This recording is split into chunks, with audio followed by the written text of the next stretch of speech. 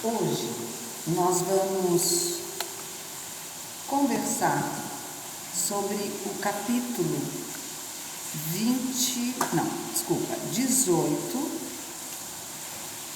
da Gênese, nos itens 1, 2 e 3, mais ou menos.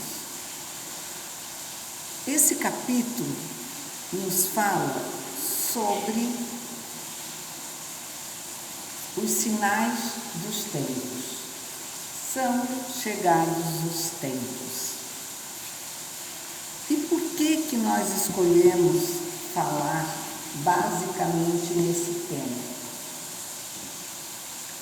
Porque nós temos ouvido muito, das pessoas que elas estão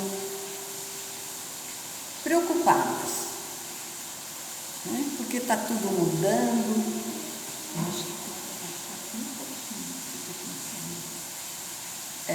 Por que elas estão mudando? Por que o clima está mudando? Por que o frio está tão frio? Por que o calor está tão quente? Por que nada é como antes? Tem muita guerra, tem muita gente morrendo, tem doença. Mas as pessoas que mais sofrem são aquelas que menos conhecem. E isso não sou eu que estou dizendo. Isso foi escrito na Gênese nos anos que Kardec criou, codificou o nosso Pentateuco, ou seja, no século XIX, nos anos 50. E nós temos dito assim nesse capítulo 18: são chegados os tempos, dizem-nos de todas as partes, marcados por Deus, em que grandes acontecimentos se vão dar para a regeneração da humanidade. Em que sentido se devem entender as palavras do profeta? Para os incrédulos, nenhuma importância tem. Aos seus olhos, nada mais exprimem que uma crença pueril, sem fundamento. Para a maioria dos crentes, elas apresentam qualquer coisa de mistério e de sobrenatural, parecendo-lhes prenunciadoras da subversão das leis da natureza. São igualmente errôneas.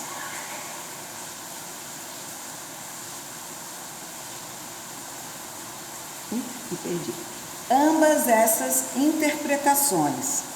A primeira, porque envolve uma negação da providência. A segunda, porque tais palavras não anunciam a perturbação das leis da natureza, mas o cumprimento dessas leis.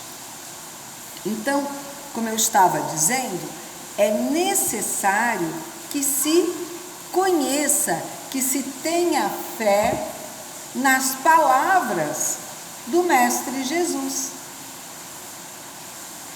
que nos deu todo o esclarecimento, toda a boa nova através do seu Evangelho sobre a virada dos tempos, E Kardec, como nosso grande consolador, enviado pelo Mestre Jesus e Deus, ele traz, por intermédio dos Espíritos, os avisos também próprios da necessidade de entendermos o que se passa no nosso planeta e entendermos principalmente a ação, o planejamento divino do nosso Pai para conosco e o nosso planeta. Porque nada acontece só por acontecer. Tudo está baseado num plano. E, em primeiro lugar, se nós acreditamos nesse Pai amoroso, cheio de bondade, nós temos que então nos tranquilizar em saber que Ele não quer perder nenhum dos seus filhos. Nenhuma ovelha perdida ficará para trás. Então, esse é, além do nosso consolo, é o argumento que temos para sermos pessoas confiantes e não entrarmos na sintonia daqueles que em nada creem ou que creem que tudo seja apenas um castigo da natureza, um castigo divino ou algo ainda de extraterrestres que talvez venham para cá para nos punir, né? Ou para tomar o que é nosso. Não, meus irmãos, nada disso é verdade, segundo tudo que o Mestre Jesus nos colocou nos seus evangelhos e o que Kardec, né, transcreveu pelos espíritos, toda a comunicação que ele recebeu para nos orientar. Continuando, diz assim: tudo na criação é harmonia.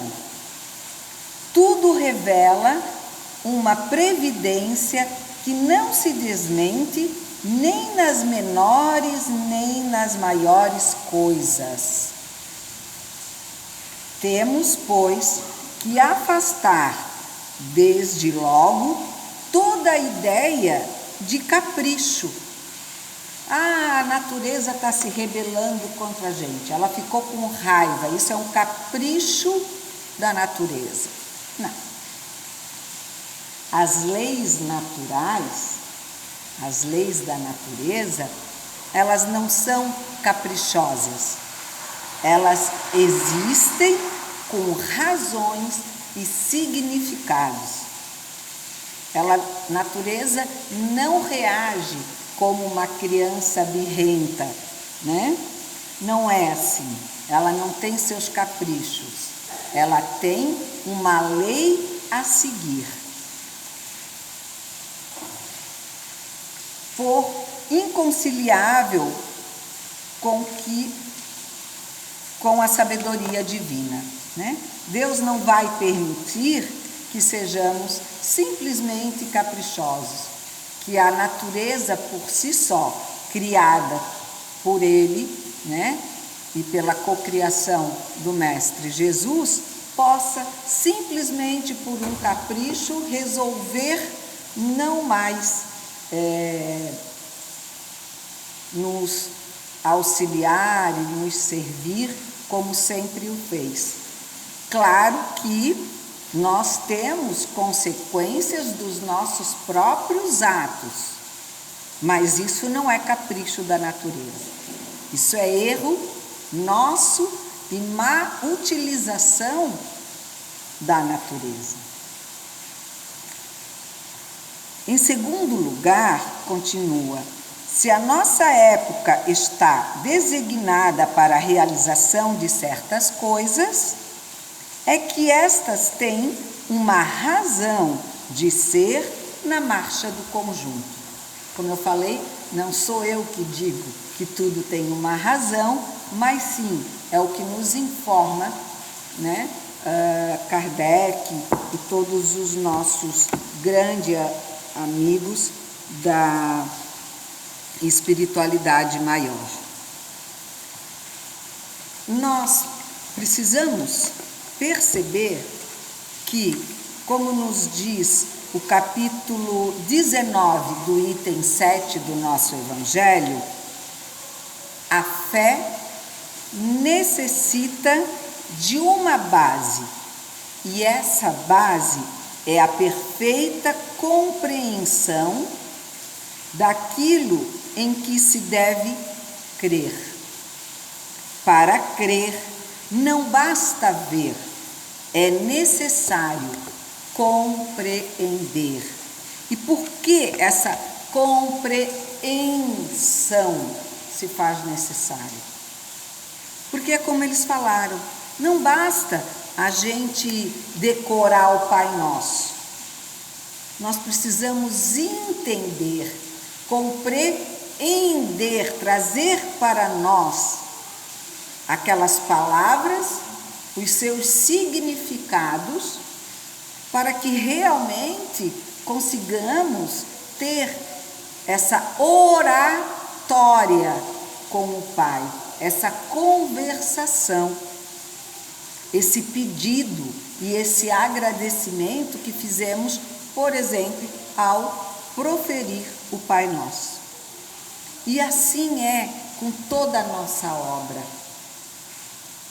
Nós temos e precisamos compreender tudo aquilo que nos foi trazido, seja através dos evangelhos, seja através da Gênese, do céu e inferno, do livro dos espíritos, do livro dos médiuns, enfim, há sempre um começo e cada um é chamado a ter e a dar esse passo ao aprendizado. Uma coisa nós estamos fazendo é dividindo aqui um pouco do que nós precisamos aprender com vocês, né? Agora, outras coisas também são necessárias. A maioria das casas sempre convidam, né, os irmãos a participarem de estudos. Claro que nem sempre nós temos tempo, muitas vezes temos até vontade, mas a nossa vida está um pouco atribulada para isso. Pois bem, uma hora, a hora certa, tudo se encontra. E não deixem de então participar para entender e apreender dentro de nós, tanto nos nossos sentimentos quanto no nosso pensamento, porque só assim nós teremos clareza da bondade divina que tudo faz pensando em nós. E sem essa interrogação, né, que nos incomoda, que nos aflige, quando nós focamos o nosso pensamento, o nosso olhar nas maldades e mazelas dos seres humanos, nós muitas vezes nos sentimos perdidos e abandonados. E aí a gente precisa lembrar do que Jesus falou, né? Que a gente tem que cuidar com os falsos profetas. Por quê? Porque muitos não querem que nós sejamos conduzidos pelo ensinamento do Mestre Jesus, que é de amar a Deus sobre todas as coisas e ao próximo como a nós mesmos. Essa vivência do amor, do verdadeiro amor, que pode ser difícil, mas que a cada dia a gente colocando uma gotinha a mais nas nossas atitudes e pensamentos desse amor, não será tão difícil assim. esse amor ensinado pelo Mestre Jesus, ele é um adoçante, ele é um doce na nossa vida, porque ele vai fazendo de tudo aquilo que era amargo, doído, ir sanando.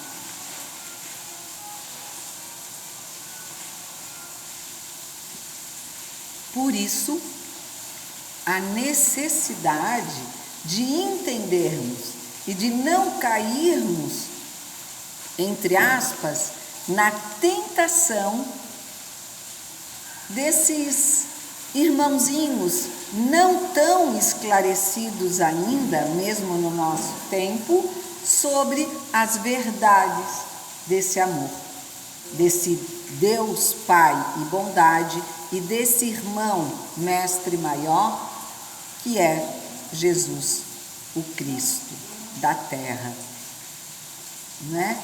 Então, a partir do momento que nós vamos percebendo o quanto amar se faz necessário e quanto consolador, amparador e fortificante é sentir e dividir esse sentimento, mais linda, mais bela, mais iluminada se transforma a nossa vida.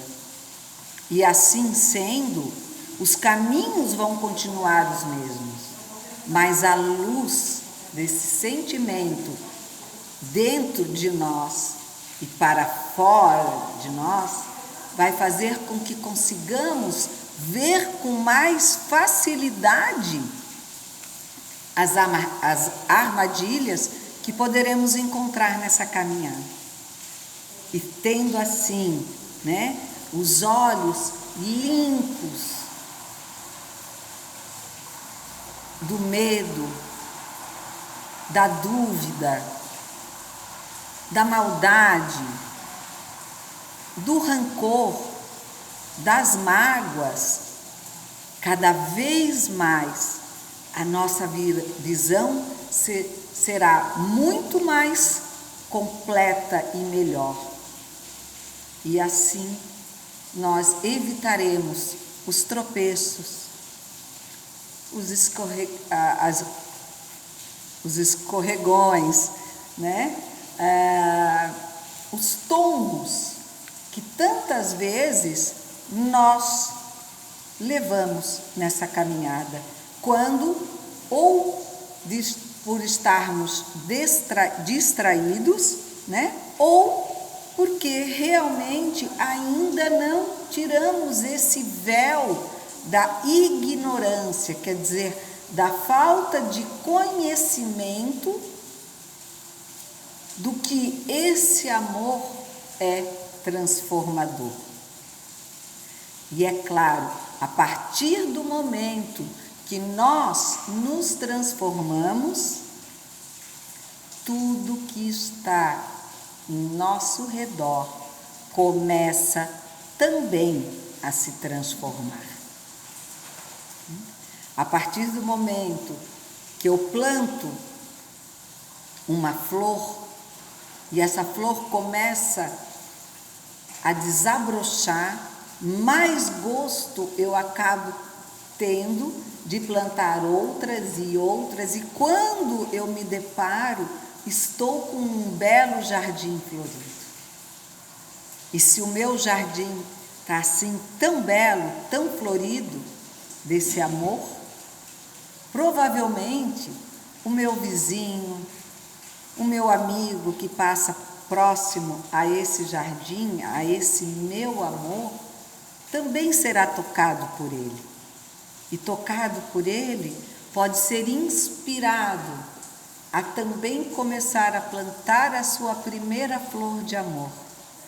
E desta primeira flor, também, em breve, ter um grande e belo jardim. E aí quando menos esperarmos, olharmos para o nosso bairro, para a nossa rua, vamos ver uma rua repleta de flores, ou um bairro completamente florido. Porque é assim que o amor se espalha. É como o pólen das flores levado pelas abelhas. Ele vai para todos os campos. E assim nós vamos ampliando esse novo movimento no planeta que não para, que está sempre em movimento, junto com cada um de nós. E se as transformações existem, tenhamos certeza de que elas só estão acontecendo porque se faz necessário. Deixa eu ler mais um pedacinho aqui, que é muito interessante sobre isso.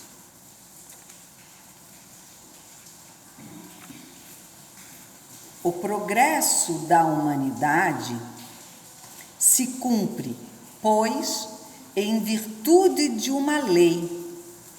Ora, como todas as leis da natureza são obra eterna da sabedoria e da presciência divinas, tudo o que é feito dessas leis resulta da vontade de Deus, não de uma vontade acidental e caprichosa, mas de uma vontade imutável.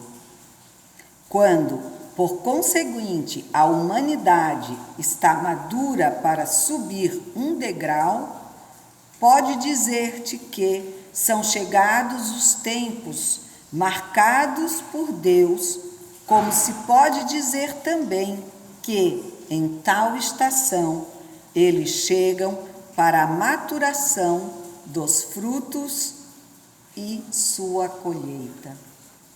Vejam que perfeição, que maravilha saber que o sinal dos tempos não é mais uma visão de destruição, como cansaram de nos assustar em nossas tenras idades com o pecado, com o mal e o bem, com a destruição contra aqueles que não agiam com determinadas visões, né? Hoje, não, nós sabemos que o sinal dos tempos é o sinal da melhoria, da regeneração, né? Agora, para que nós consigamos entender e participar desta regeneração, nós precisamos ocupar o mal que ainda existe em cada um de nós pelo bem. Então, é acordar a cada manhã com o mesmo pensamento. Por hoje, eu vou fechar a minha boca, cerrar os meus lábios, quando me vier a vontade de falar alguma coisa que não seja positiva dos meus irmãos, da minha família, dos meus amigos de serviço e assim sucessivamente. Só por hoje. Por hoje eu não vou fazer aquela fofoquinha malvadinha, né, que faz escorrer o veneninho, como a gente costuma dizer brincando, né? Ai, tá correndo um veneninho aqui no canto. Sabia que fulana fez tal coisa com Beltrana? Ou Beltrano fez tal coisa com fulano? Do que isso me importa? Do que isso me vale? No que isso me aprofunda? Em nada. em águas tão rasas que nem deitada a água me cobre.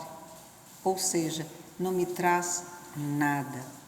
Agora, se eu consigo, só por um dia, fechar os meus lábios, ou pelo menos trancar os meus dentes e abrir um sorriso, para que a voz não saia, e sim uma expressão de felicidade, de eu estou me contendo, né? Isso é o início da primeira flor do nosso jardim de amor. Cada pequeno passo,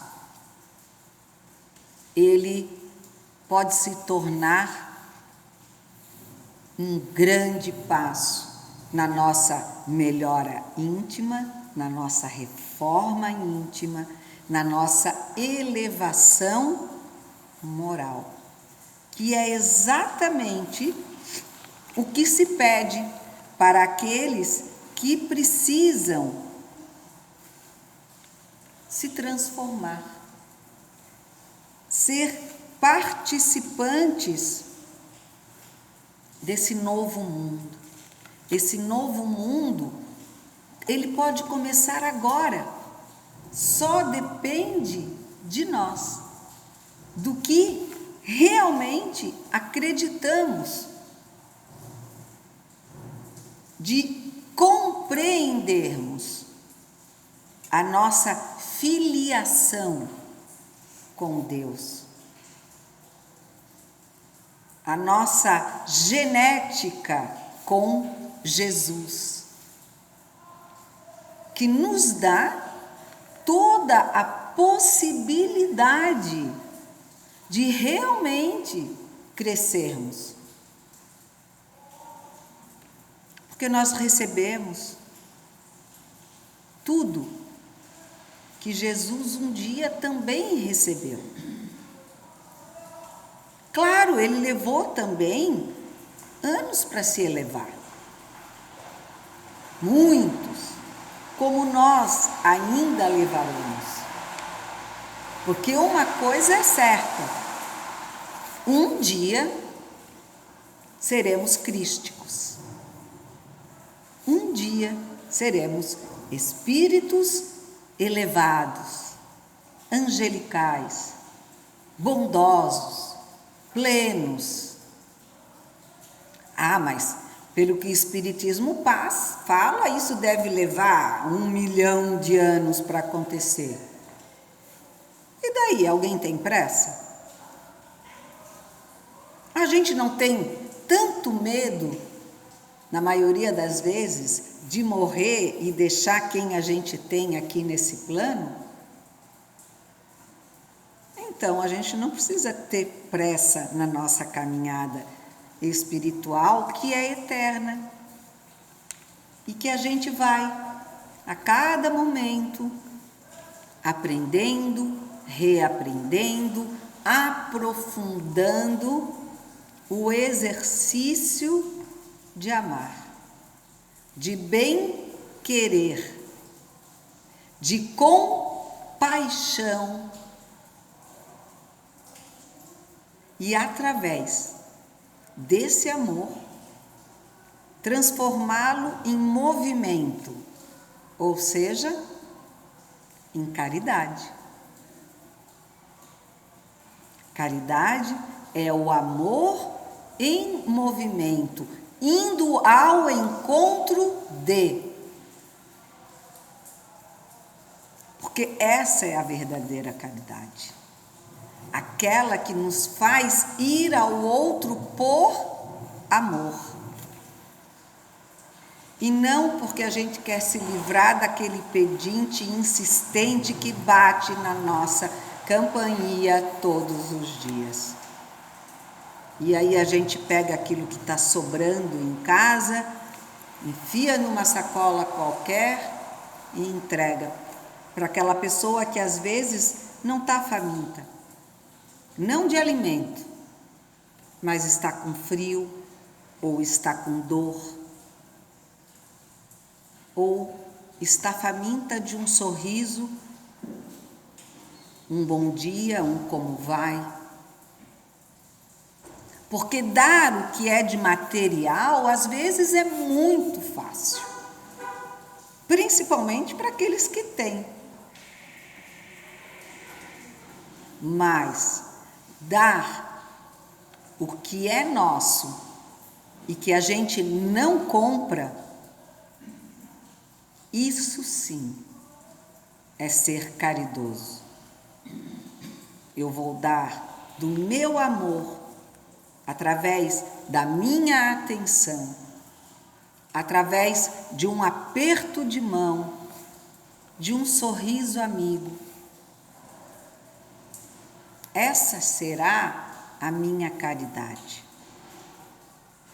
Esse é o amor em movimento, que nos leva a chegar aonde devemos, precisamos e creio eu que queiramos e queremos chegar.